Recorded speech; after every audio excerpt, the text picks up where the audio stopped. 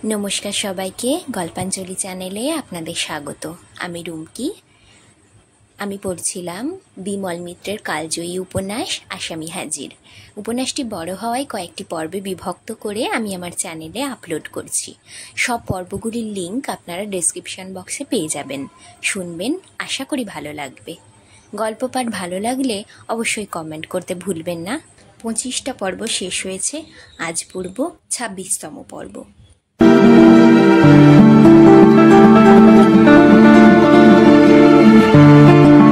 গাড়িটা তখন বারোয়ারিতলা দিয়ে চলেছে। ভট্টাচার্য মশাইয়ের মনটা বড় ভারী ভারী লাগছিল। মেয়ের সুখ, মেয়ের ঐশ্বর্য দেখে খুশি যেমন হয়েছিলেন, তেমনি মেয়েকে ছেড়ে আসতে খুব কষ্টও হচ্ছিল তাঁর। পাশে নিখিলেশ চুপ করে বসেছিল। ভট্টাচার্য মশাই বললেন, কি নিখিলেশ, তুমি চুপ করে আছো যে? কেমন দেখলে? আমি বলেছিলুম না যে নয়নতারার ভালো ঘরে বিয়ে হয়েছে? কত বড় বাড়ি দেখলে? আর নয়নের রান্না কি চমৎকার সেটাও বলো। সব ওর মায়ের কাছে শেখা, বুঝলে? ওই রকম ছোলার ডালের মুড়ি ঘন্ট নয়নের মাও রাঁধত। নিখিলেশ স্বীকার করলে, বললে, হ্যাঁ, রান্নাটা খুব ভালো হয়েছিল মাস্টারমশাই। রাস্তার পাশে বেহারিপালের বেনে মশলার দোকান। গরুর গাড়িটার ভেতর অচেনা মুখ দেখে একটু কৌতূহল হলো বেহারিপালের। গাড়িটা যে কর্তাবাবুর তার রজবালিকে দেখে বুঝতে পারল, কিন্তু গাড়ির ভেতরে ওরা কারা? সেখানে দাঁড়িয়েই জিজ্ঞেস করলে বেহারিপাল, মশাইরা কোত্থেকে আসছেন? ভট্টাচার্য মশাইয়ের সেদিকে নজর পড়ল, কিন্তু উত্তর দিলে রজবালি। সে বললে, আমাদের বেহাই মশাই মেয়ের সঙ্গে দেখা করতে এসেছিলেন। বেহারিপাল হাত জোর করে কপালে ঠেকালে, বললে, আপনারা ব্রাহ্মণ? প্রণাম হই। ভট্টাচার্য মশাইও নিয়মানুযায়ী প্রণাম করলেন। বললেন, আপনি? আমার নাম বেহারিপাল, আমার এই বেনে মশলার দোকান। তা মেয়ের আপনি বিয়ে দিয়েছেন বটে, কিন্তু কুটুম ভালো হয়নি। হঠাৎ কথার আকস্মিকতায় ভট্টাচার্য মশাই যেন স্তম্ভিত হয়ে গেলেন। কোথাকার কে বেহারিপাল, তার এই মন্তব্যটুকু করবার অধিকার তাও তিনি বুঝতে পারলেন না। হঠাৎ এ মন্তব্য প্রকাশ করার উদ্দেশ্য কি তাও তার বোধগম্য হলো না। কথাটা শুনে কিছুক্ষণের জন্য যেন হতবাক হয়ে চেয়ে রইলেন ভদ্রলোকের দিকে। কিন্তু রজবালি তখন গাড়ি ছেড়ে দিয়েছে। বেহারিপালের বেনে মশলার দোকান ছাড়িয়ে তখন অনেক দূর চলে এসেছে। তখন যেন ভট্টাচার্য মশাইয়ের মুখে প্রথম কথা বেরোলো। বললেন, নিখিলেশ, ভদ্রলোকের কথাটা শুনলে? ও ভদ্রলোক ও কথাটা বললে কেন, বলো দেখিনি? নিখিলেশ বললে, পাড়া গায়ের লোক তো, ওরা অমনি পরশ্রী কাতর হয় মাস্টারমশাই। ও কথা নিয়ে আপনি মাথা ঘামানেন না। কথাটা ভট্টাচার্য মশাইয়ের খুব মনোপুত হলো। বললেন, তুমি ঠিকই বলেছ নিখিলেশ, ঠিক বলেছ তুমি। এ পরশ্রী কাতরতার কথা পল্লীগ্রামে কেউ কাউকে সহ্য করতে পারে না, অথচ তুমি তো নিজের চোখেই সব দেখলে, নিজের কানেই সব শুনলে। কুটুম কি খারাপ করেছি নিখিলেশ? তুমি বলো। মেয়ে আমার ভালো ঘরে পড়েনি। ডাকাত বলে যদি ভুল করে জামাইকে ধরে নিয়ে যায়, তো জামাই কি করবে? আমার জামাইয়ের তো কোনো দোষ নেই। নিখিলেশ বললে, কে কি বললে তা নিয়ে আপনি অত ভাবছেন কেন মাস্টারমশাই? লোকে কি কারো ঐশ্বর্য সহ্য করতে পারে? আপনার মেয়ে ভালো ঘরে পড়েছে, এতেই ওদের ঈর্ষা হয়েছে। ওদের রাগ কেন চৌধুরীদের বাড়িতে অত সুন্দরী বউ হয়েছে? আসল কথাটা হলো তাই। ভট্টাচার্য মশাইও নিখিলেশের কথায় সায় দিলেন। বললেন, তুমি বিচক্ষণ ছেলে নিখিলেশ, তুমি ঠিক বলেছ। সব ওদের ঈর্ষা। আমি আর ও নিয়ে মাথা ঘামাবো না। এই আমি চুপ করে রইলুম। বলে তিনি চুপ করে রইলেন। আর গ্রামের ধুলোর রাস্তার ওপর দিয়ে রজবালি গাড়িটা চালিয়ে নিয়ে যেতে লাগলো। সদানন্দর পেছন থেকে হঠাৎ কে যেন বলে উঠল, আরে সদা, তুই এখানে? আর আমি তোকে গরু খোঁজা খুঁজে বেড়াচ্ছি। সদানন্দ পেছন ফিরে দেখলো প্রকাশ মামা। প্রকাশ মামা বলতে লাগলো, কখন ছাড়া পেলি তুই? এই একটু আগে। একটু আগে? অথচ আমি সারা থানাটা হন্যে হয়ে বেড়াচ্ছি তোর জন্য। বড় দারোগাটা ভারী বজ্জার, জানলি? মুখে কথা বলতে চায় না। শেষকালে 1000 টাকা যখন হাতে তুলে দিলুম, তখন হুকুম দিয়ে দিলে তোকে ছাড়বার। আমাকে বড় দারোগা বললে ছেড়ে দিয়েছে। তা ছেড়ে দিলে তো আমি দেখতেই পেতুম। আমি তখন থেকে একবার ঘর একবার বার করছি, আর এদিকে তুই এখানে দাঁড়িয়ে ভ্যারেন্ডা বাজছিস। তুমি ঘুষ দিলে? বললে, ঘুষ দেব না? ঘুষ না দিলে তুই এখানে দাঁড়িয়ে গায়ে হাওয়া লাগাতে পারতিস? এতক্ষণ হাজতখানার ঘরে তোকে পচে মরতে হতো না? তা আয়, আয় আমার সঙ্গে। যা ঠান্ডা পড়েছে, শরীরটাকে একটু গরম না করতে পারলে আর চলছে না। আয়। সদানন্দ তবু জিজ্ঞাসা করলে, কোথায়? প্রকাশ মামা এবার সদানন্দর হাত একটা ধরে টান দিলে। বললে, তুই আয় না, এত রাত্রিরে আর নবাবগঞ্জে ট্রেন নেই, একটা রাত কলকাতাতেই থাকতে হবে তো। আয়, তোকে একটা জায়গায় নিয়ে যাই। বলে প্রকাশ মামা সদানন্দকে টানতে টানতে যে কোন দিকে নিয়ে চলল তা সে বুঝতে পারলে না।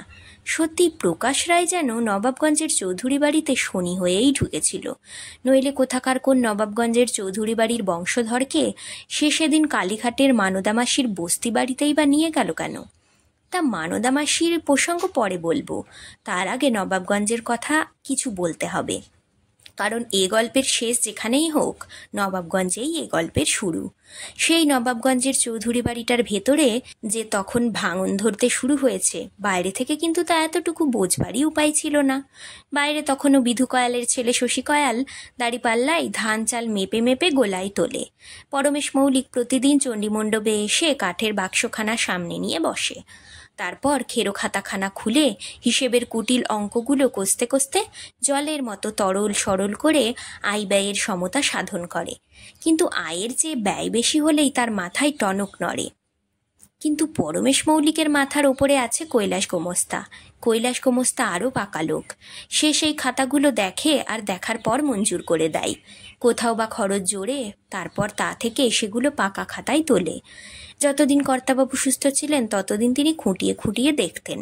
বলতেন, এটা এখানে কি লিখেছ কৈলাস? এই 2 পয়সা কিসের খরচা? কৈলাস বলতো, আগে 2 পয়সার বিড়ি। বিড়ি? বিড়ি শুনে চমকে উঠতেন কর্তাবাবু। বলতেন, বিড়ি কে খেয়েছে? এ বাড়িতে বিড়ি কে খায়? কৈলাস বলতো, আগে ওই যে কাঞ্চন শেখরা এসেছিল, সে বিড়ি খেতে চাইলে কি না, তাই। কর্তাবাবু রেগে যেতেন, বলতেন, কাঞ্চন শেখরা বিড়ি খেলে? আগে হ্যাঁ। তা সে বিড়ি খাক আর গাঁজাই খাক, তার জন্য আমি পয়সা দেব কেন? তার নেশার খরচ জোগাবার জন্য আমার কিসের গরজ? কৈলাস গোমস্তা কিন্তু কিন্তু করতো, বলতো, আগে সে যে বিড়ি খেতে চাইলে। কর্তাবাবু বলতেন, না, ওসব চলবে না আমার কাছে। বিড়ি খেতে হয় তো সে নিজের পয়সায় খাক। তুমি এক কাজ করো, ওর নামে তো 100 টাকা আগাম বায়না লেখা আছে, ওই জায়গায় কেটে লিখে রাখো 100 টাকা 2 পয়সা আগাম। আর এবার থেকে যদি আর কখনো বিড়ি খেতে চায় তো তহবিল থেকে আর পয়সা দেবে না। বারোয়ারি তলায় পান বিড়ি সিগারেটের দোকান আছে, তুমি তাকে দোকান দেখিয়ে দেবে। কৈলাস মাথা পেতে অপরাধ স্বীকার করে নিল। বলতো, আগে তাই দেব। এককালে কর্তাবাবু কালীগঞ্জের হর্ষনাথ চক্রবর্তীর গোমস্তাগিরি করেছেন, সুতরাং গোমস্তারা কী রকম করে হিসেবের কারচুপি করে তা তিনি জানতেন। এখন তাঁরই গোমস্তা আবার তেমনি করে হিসেবের কারচুপি করবে তা তিনি বরদাস্ত করতে পারবেন না। 2 তো পয়সা মাত্র, কিন্তু সেই 2 পয়সার অপব্যয়ও তিনি সহ্য করতে পারতেন না। এখন এই যে তিনি চিৎপাত হয়ে শুয়ে পড়ে আছেন, তিনি জানতেও পারছেন না তাঁর কৈলাস গোমস্তা কত 2 পয়সা হিসেবে কারচুপি করছে। তবু বাইরে থেকে সবাই ঠিক আছে। ননী ডাক্তার নিয়ম করে আসছে, ওষুধও পড়ছে নিয়ম মতো, দিনুও সেবা করে যাচ্ছে দিন রাত। আর সে সেবাও ঠিক তেমনি সেবা। নিজের পরিবারও এমন করে কোনো স্বামীকে সেবা করতে পারে না।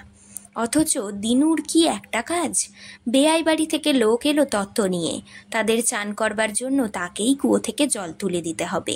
বিশ্বাস করবার মতো, নির্ভর করবার মতো ওই এক দিনুই। দিনু যে কখন ঘুম থেকে ওঠে, কখন খায়, কখন ঘুমোই তা কেউ দেখতে পায় না। ডাকলেই দিনু এসে হাজির। বলবে, আমাকে ডাকছিলেন আগে? এরই মধ্যে চৌধুরী মশাই সেদিন রানাঘাটের কোর্ট থেকে দৌড়তে দৌড়তে ফিরলেন। তাঁর যেন আর তর সই ছিল না। চণ্ডীমণ্ডপে পরমেশ মৌলিক আপন মনে কাজ করছিল। ছোট মশাইকে দেখেই দাঁড়িয়ে উঠল। কি পরমেশ, সব খবর ভালো তো? প্রাণকেষ্ট শ্যামশাইয়ের আড়ত থেকে পাটের টাকা দিয়ে গেছে? পরমেশ মৌলিক বললে, আগে কই না তো। আর ভুবন বসাক আর এসেছিল? আগে না। চৌধুরী মশাই রেগে গেলেন, বললেন, দেখলে আমি নেই আর সবাই সাপের 5 পা দেখেছে। পরমেশ মৌলিক হঠাৎ কথার মাঝখানে বলে উঠল, আগে দারোগা বাবু এসেছিল পরশু। দারোগা বাবু? রেলবাজারের দারোগা বাবু? কেন, তার আবার পাওনা গন্ডা চায় নাকি? আগে না, তা নয়, বলতে এসেছিলেন খোকাবাবু ধরা পড়েছেন। খোকাবাবু আমাদের সদা ধরা পড়েছে? তার মানে? আগে ধরা পড়েছে মানে পুলিশে অ্যারেস্ট করেছে। সে কি জন্য অ্যারেস্ট করেছে সদাকে? কি করেছিল সে? এত বড় একটা ঘটনা শুনে চৌধুরী মশাই যেন প্রথমে একটু নাড়া খেলেন। 2 দিন মাত্র বাড়িতে গড় হাজির, এর মধ্যে এমন দুর্ঘটনা ঘটে গেল। হঠাৎ নজর পড়ল বৈঠকখানার দিকে। কি হলো? ঘরের দরজা হাট করে খোলা কেন? আর দাঁড়ালেন না সেখানে, সোজা বৈঠকখানা ঘরের মধ্যে গিয়ে দেখেন সেখানে কেউ নেই। চারিদিকে যেখানকার জিনিস সেখানেই রয়েছে, শুধু বাবাজিই নেই কোথাও। তার খড়ম, ত্রিশূল, গেরুয়া কাপড়খানা পর্যন্ত উধাও হয়ে গেছে। তারপর কি যেন সন্দেহ হলো। ভেতর বাড়ির দরজা পেরিয়ে ডাকলেন, গৌরী, গৌরী, সব গেলি কোথায়? প্রীতি ঘরের ভেতর নিজের বিছানায় শুয়েছিল। নয়নতারা পাশে বসে পাখার হাওয়া করছিল শাশুড়িকে। অত ঠান্ডার মধ্যেও শাশুড়ি ঘামছিল শুয়ে শুয়ে। বড় ভয় করছিল নয়নতারার। এই কদিন আগে তার মা হঠাৎ চলে গেছে, অথচ তার বিয়ের দিনও কেউ কল্পনা করতে পারেনি তার মা এত তাড়াতাড়ি চলে যাবে। এই কটা দিন ধরে তার জীবনে যেন ঝড় বয়ে যাচ্ছে। বাবার কথাও মনে পড়তে লাগলো। বাবা এতক্ষণ বোধ হয় ট্রেনে উঠে বসেছে। হঠাৎ শাশুড়ি বললে, বৌমা। নয়নতারা শাশুড়ির মুখের কাছে মুখ এনে বললে, কিছু বলবেন মা? তুমি আর কেন কষ্ট করছো বৌমা? তুমি এবার যাও, নিজের ঘরে গিয়ে শুয়ে পড়োগে। গৌরী খেয়ে এখুনি আসছে, তুমি যাও, তোমার কষ্ট হচ্ছে। আমার আর কিসের কষ্ট? আমার তো আর কিছু কষ্ট হচ্ছে না। কথাটা শুনে শাশুড়ির যেন ভালো লাগলো। বলল, আমার বড় স্বাদ ছিল বৌমা যে ছেলের বিয়ে দিয়ে আমি বউয়ের হাতের সেবা নেব, কিন্তু আমার তা কপালে নেই। ও কথা কেন বলছেন মা? আপনার সেবা করতে আমার তো ভালোই লাগছে। আমার একটা কাজ করতে পারবে বৌমা? বলুন, কি করতে হবে বলুন। জল খাবেন? না, জল খাবো না। খোকা যখন বাড়িতে আসবে তখন একটা কাজ করতে হবে তোমাকে, পারবে? নয়নতারা ভয় পেয়ে গেল। বললে, আপনি বললে নিশ্চয়ই পারবো, বলুন কি করতে হবে। শাশুড়ি বললেন, দেখো বৌমা, আমার তো কোনো অভাব নেই, দেখছো তুমি। মেয়ে মানুষ যা চাই আমি সে সবই পেয়েছি। আমার এই জমজমাট সংসার, আমার স্বামী, আমার সন্তান, আমার গয়নাগাটি, বাড়ি, জমি জমা, টাকা কড়ি, কিছুরই অভাব রাখেনি ভগবান। কিন্তু একটি জিনিস আমি পাইনি বৌমা, তোমার শ্বশুরেরও সেই একটাই অভাব। তা তুমি আমাকে দেবে বৌমা? দিতে পারবে? নয়নতারা অবাক হয়ে গেল শাশুড়ির কথা শুনে। বললে, আমি? হ্যাঁ বৌমা, তুমি কেবল আমাকে তা দিতে পারবে, আর কেউ দিতে পারবে না। আমার বুড়ো অথর্ব শ্বশুর কবে থেকে আশা করে আছেন তার জন্য, কিন্তু আর বোধহয় তার সে আশা পূর্ণ হলো না। বলুন মা, আমাকে কি করতে হবে বলুন। কিন্তু যদি তুমি না পারো তাহলে কি হবে? আমার শ্বশুর অসুখে পড়বার আগে আমাদের এখানকার কাঞ্চন শ্যাকরাকে দিয়ে একটা 20 ভরির সোনার হার পর্যন্ত গড়াবার বায়না দিয়েছে। তবু নয়নতারা যেন ঠিক জিনিসটা কি তা বুঝতে পারলে না, কিংবা হয়তো শুধু খানিকটা আন্দাজ করতে পারলে। শাশুড়ি বললে, কিন্তু খোকার কাণ্ড দেখে আমি বড় ভয় পেয়ে গেছি বৌমা। আমার বোধহয় সে সাদার এ জীবনে মিটবে না। নয়নতারা এ কথার উত্তরে কিছুই বললে না। যেমন পাখা করছিল তেমনি পাখা করতে লাগলো, কিন্তু তখন আর সে পাখার হাওয়া লাগছে না শাশুড়ির গায়ে।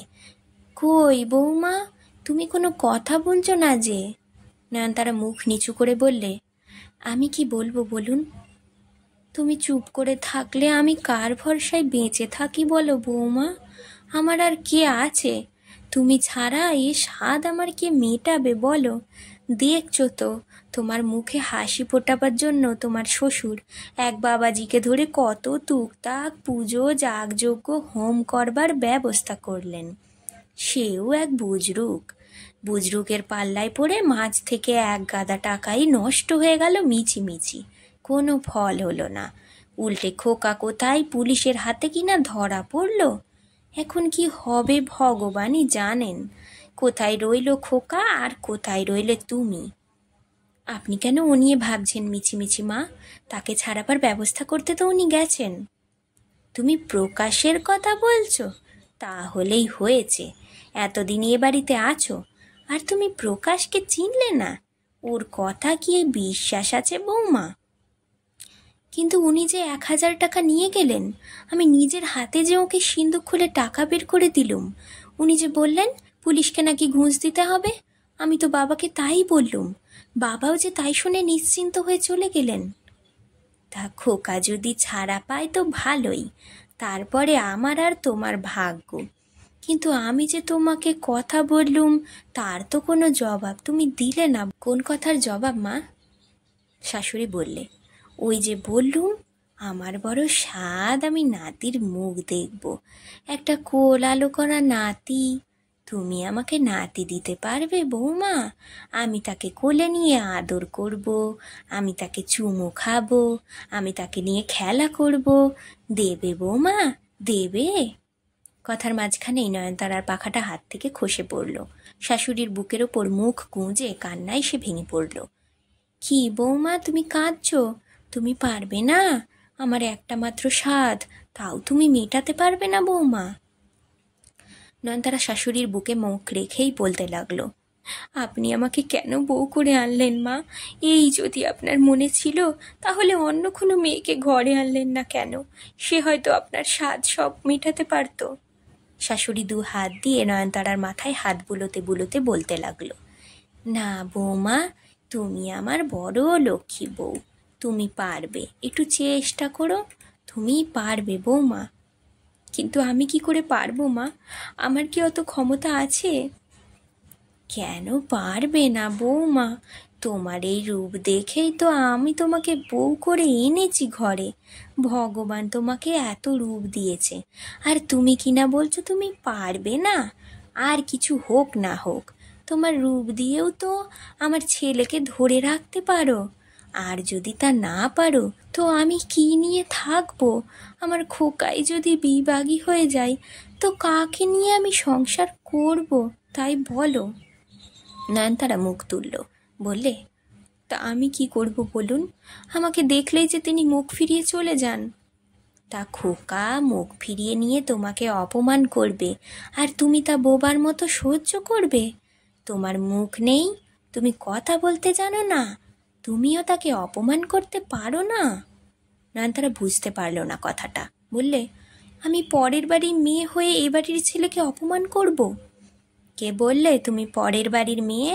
পরের বাড়ির মেয়ে তুমি যখন ছিলে তখন ছিলে, কিন্তু তুমি এখন এ বাড়ির বউ। এ বাড়িতে আমার ছেলের যতখানি অধিকার, তোমারও যে ঠিক ততখানি অধিকার বৌমা। তুমি ভুলে যেও না বৌমা, আমার ছেলে যদি তোমাকে অপমান করে তো সে অপমান আমার গায়েও লাগে। আমার ছেলে তোমাকে অপমান করবে, আমি তা সহ্য করব না। তোমার জায়গায় যদি আমি হতুম বৌমা, তো আমি কিন্তু তোমার মতো মুখ বুজে এ অপমান সহ্য করতুম না। আমি এর একটা হেস্তনেস্ত করতুমই। নয়নতারা বললে, কিন্তু আমি হেস্তনেস্ত করব কি করে? শাশুড়ি বললে, সেই কথাই তো তোমাকে বলছি বৌমা, সেই কথা বলতেই তো তোমায় আমার কাছে ডেকে এনেছি। তুমি জোর করবে। খোকা যদি জোর করে তোমার ঘর থেকে বেরিয়ে আসতে চাই তো তুমিও জোর করে ঘরে আটকে রাখবে, তাও পারবে না তুমি? কিন্তু সেদিন তো আপনি বাইরে থেকে দরজায় শেকল দিয়ে দিয়েছিলেন, তবু তো আমাকে উনি অপমান করলেন, সারা রাত আমার দিক থেকে মুখ ফিরিয়ে রইলেন। তা যদি আবার করে তা তুমি খোকার হাত ধরে তোমার দিকে মুখ ফেরিয়ে দেবে, দেখো তখন কি করে। তোমার গায়ে তো আর তা বলে হাত তুলবে না সে, তখন তো আমি আছি। আপনি কি বলছেন মা? আমি ওর হাত ধরবো? ওর ইচ্ছের বিরুদ্ধে আমি কাজ করব? এর যে আমার মরণও যে ভালো, মেয়ে মানুষ হয়ে এত নিচেই নামবো। একে তুমি নিচেই নামা বলো? তাই এতই যদি তোমার উঁচু নিচু জ্ঞান, তো মরতে মেয়ে মানুষ হয়ে জন্মেছিলে কেন তুমি? পুরুষ মানুষ হয়ে জন্মাতে পারলে না? তাহলে আর তোমাকে এই অপমানও সইতে হতো না, আর বউ হয়ে পরের বাড়িতেও যেতে হতো না। আর অপমানের কথা বলছো? এই পড়ে পড়ে মার খাওয়া বুঝি অপমান নয়? এ অপমানের চেয়ে তো সে অন্তত অপমানও ভালো। তাতে তোমার কি এমন গায়ে ফোসকা পড়বে? নয়নতারা অসহায়ের মতো শাশুড়ির দিকে চাইলে, বললে, তাহলে আমাকে কি করতে বলেন আপনি বলুন। আপনি যা করতে বলবেন আমি তাই করব, বলুন। শাশুড়ি নয়নতারার থুতনিতে হাত দিয়ে আদর করলে, যেন বড় খুশি হয়েছে প্রীতি। বললে, এই তো লক্ষ্মী বউয়ের মতো কথা। তবে শোনো বৌমা, প্রকাশ আজ হোক কাল হোক যখন খোকাকে নিয়ে আসবে, আমি খোকাকে বলে দেব বৌমাকে তার বাবা এসে কেষ্টনগরে নিয়ে গেছে।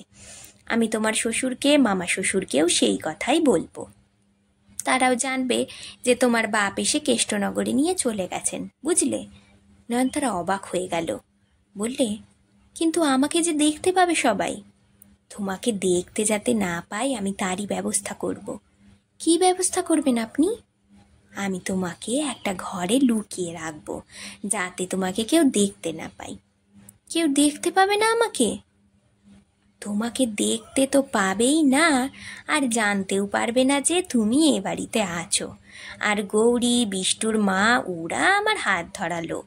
আমি যদি বলে দিই, ওরা গলা টিপে মেরে ফেললেও কখনো সত্যি কথা বলবে না। কিন্তু বাবা, মামা বাবু, ওরা তো ভেতর বাড়িতে আসবেন, ওদের নজরে যদি পড়ে যায়? আমি তো বলছি সে ব্যবস্থা আমি করব, তোমাকে সে ভাবতে হবে না। তোমার ঘরের পাশে যে ঘরটা আছে, আমি তোমাকে সেখানে রেখে দিয়ে বাইরে থেকে তালা চাবি লাগিয়ে দেব।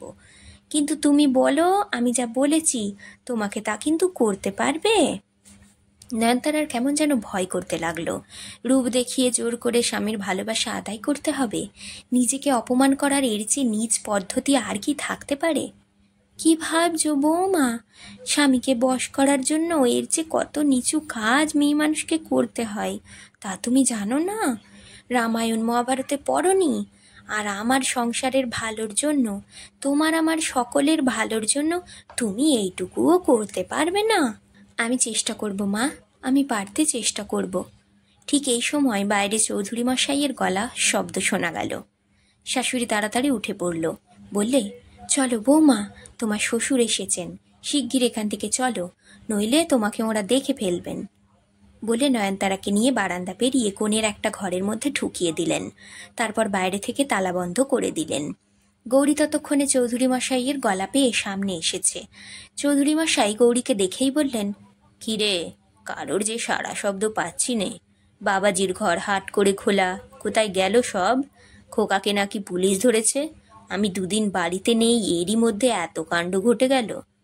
গৌরী বললে, বৌদির অসুখ। বৌদির অসুখ? সে কি? কি অসুখ হলো আবার? কখন অসুখ হলো? বলতে বলতে চৌধুরী মশাই নিজের ঘরে ঢুকে পড়লেন। প্রীতি ততক্ষণে আবার নিজের ঘরের বিছানায় এসে চাদর ঢাকা দিয়ে শুয়ে পড়েছে। চৌধুরী মশাই বললেন, কি হলো, তোমার নাকি অসুখ? হ্যাঁ, শরীর খারাপ। তোমার আবার এই সময় শরীরটা খারাপ হলো? সময়টা আমার খুবই খারাপ চলছে দেখছি। ওদিকে খোকাকে নাকি পুলিশে ধরে নিয়ে গেছে। ব্যাপারটা কি? আমি তো কিছুই বুঝতে পারছি না। বাবাজি বা কোথায় গেলেন? সেই সব ভেবেই তো আমার শরীর খারাপ হয়েছে। তুমি আগে হাত মুখ ধুয়ে এসো, আমি বলছি। চৌধুরী মশাই বললেন, তার আগে আমি একবার উপরে গিয়ে বাবাকে দেখে আসি, বলে বাইরে চলে গেলেন। চৌধুরী মশাই চলে যেতেই গৌরী ঘরে ঢুকলো। প্রীতি বললে, গৌরী, এদিকে আয়, একটা কথা শোন, কাউকে বলিসনি যেন। বৌমাকে আমি উত্তরের কোণের ঘরে লুকিয়ে তালা বন্ধ করে রেখেছি, বুঝলি? কেউ যেন জানতে না পারে। ছোট মশাই কি কেউ যদি জিজ্ঞেস করে, বলবি বৌমার বাবা এসে বৌমাকে কেষ্টনগরে নিয়ে গেছে, বুঝলি? বিষ্টুর মাকেও তাই বলে দিবি। কেন বৌদি, কি হয়েছে? তোর অত 7-17 কাজ কি? আমি যা বলছি তাই করবি, বুঝলি? ভোরবেলা ঘুম ভাঙতেই সদানন্দ চারিদিকে চেয়ে দেখলে, এ কোথায় এসেছে সে? কোথায় রাত কাটিয়েছে? কাদের বাড়ি? এক মুহূর্তে আগের দিনের ঘটনাটা সব মনে পড়ে গেল। অত দেরিতে তখন আর নবাবগঞ্জে ট্রেন ছিল না, তাই পুলিশের হাজত ঘর থেকে প্রকাশ মামা এখানে এনে তুলেছিল তাকে। প্রকাশ মামা বলেছিল, তোর কিছু ভাবনা নেই, কলকাতা শহরে রাত কাটাবার জায়গার অভাব নেই, ভাত ছড়ালে আবার কাকের অভাব, আমাকে ট্যাঙ্কে টাকা রয়েছে, ভাবনা কি? বলে এখানে নিয়ে এসেছিল তাকে। মনে আছে চারিদিকের আবহাওয়া দেখে সদানন্দর কেমন সন্দেহ হয়েছিল। জিজ্ঞেস করেছিল, এ কোথায় নিয়ে এলে তুমি আমাকে? প্রকাশ মামা বলেছিল, হে জায়গাটার নাম কালীঘাট। তারপরে তাকে একটা টিনের চালের বাড়িতে নিয়ে গিয়ে উঠিয়েছিল। ছোট ছোট মাপের সব টিনের চালের বাড়ি চারিদিকে, মাঝখান দিয়ে সরু সরু গলি রাস্তা, চারিদিকে গিসগিস করছে লোকজন। জনা কয়েক মেয়ে মানুষও ঘুরে বেড়াচ্ছে আশেপাশে। মাথা নিচু করে ঘরের ভেতরে ঢুকতে হয়। ঘরের ভেতরে সাজানো গোছানো একটা ডবল খাট, মুখ দেখবার বড় আরশি। প্রকাশ মামা বললে, দাঁড়া, আগে খাবার ব্যবস্থা করে আসি। বলে প্রকাশ মামা তাকে রেখে কোথায় বেরিয়ে গেল। তারপর কোথা থেকে একটা লোককে ধরে নিয়ে এলো, তার হাতে 2 থালা ভাত তরকারি।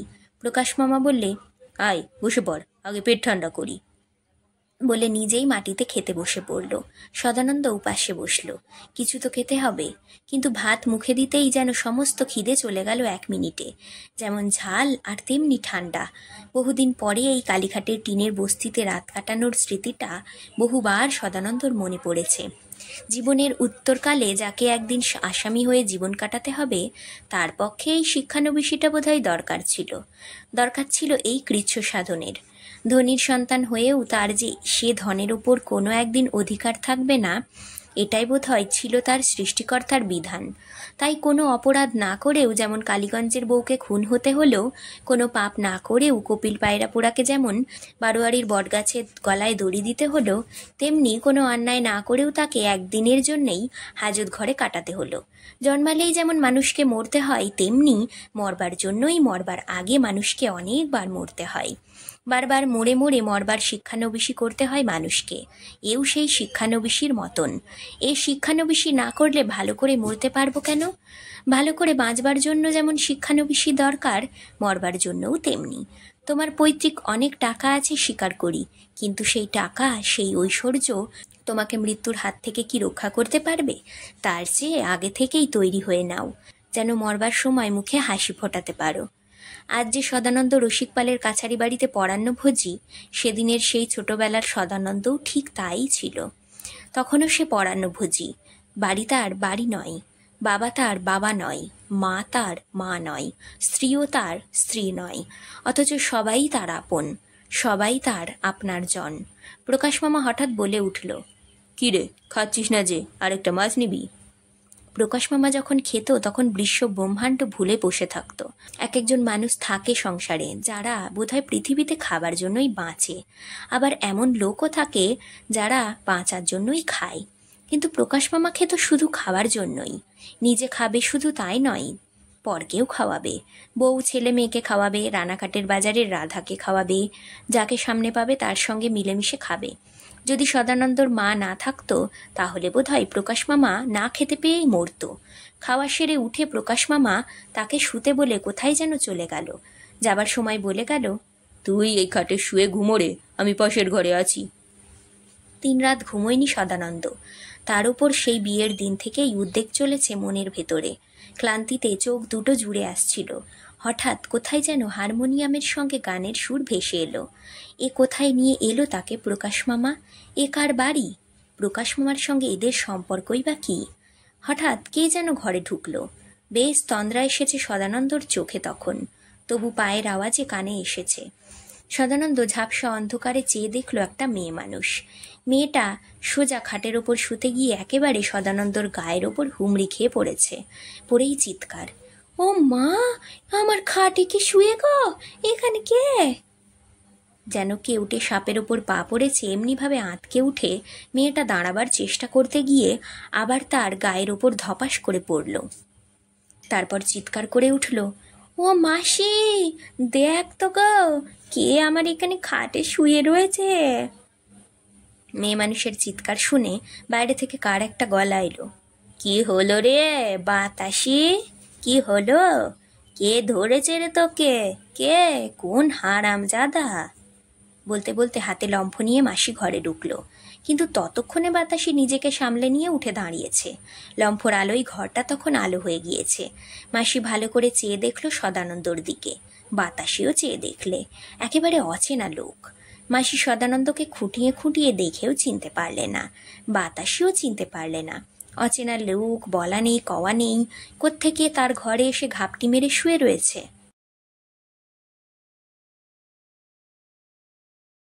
আজকের পর্ব এখানেই শেষ। গল্প পাঠ কেমন লাগলো অবশ্যই কমেন্ট করতে ভুলবেন না। আর আজ যারা নতুন আমার চ্যানেলে, অবশ্যই সাবস্ক্রাইব করে যাবেন। ধন্যবাদ, ভালো থাকবেন সবাই।